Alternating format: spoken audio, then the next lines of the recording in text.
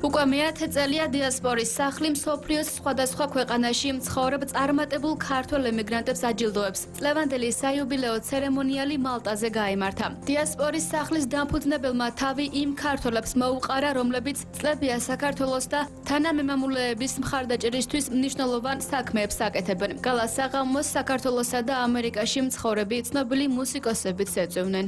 ჩვენ ნომინანტები ყავდა კანადიდან, ამერიკის შეერთებული შტატებიდან, იტალიიდან და ნიდერლანდებიდან.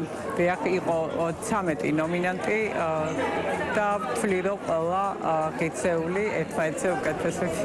იმდენი ღირსეული ქართველი ემიგრანტია გაფართული მსოფლიოში, რომ ამათი ასე შეკრება, დანახვა და ამათი წარდგენა ერთმანეთისთვის ეს ძალიან მნიშვნელოვანი მოვლენა არის და კარგია, რომ ვიცნობთ ერთმანეთს, კარგია, რომ გავიცნობთ კიდევ უამრავ დიასპორის წარმომადგენლობას, იმიტომ რომ საქმე ბევრია ძალიან დაგროვილი, გასაკეთებელი და კარგი იქნება თუ ერთიანად თუ ცალ-ცალკე ამ საქმეს ჩვენ ერთად გავუმკლავდებით.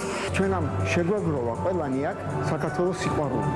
საქართველოზე ფიქრმა და სადაც ვარ შეიძლება შორს ერთი დღე ესე იგი საქართველოზე ფიქრის გარეშე არ არის ჩვენი და ესეთი ხალხია დღეს აქ მოსული და მეც მიხარია რომ მათთან ერთად ვარ.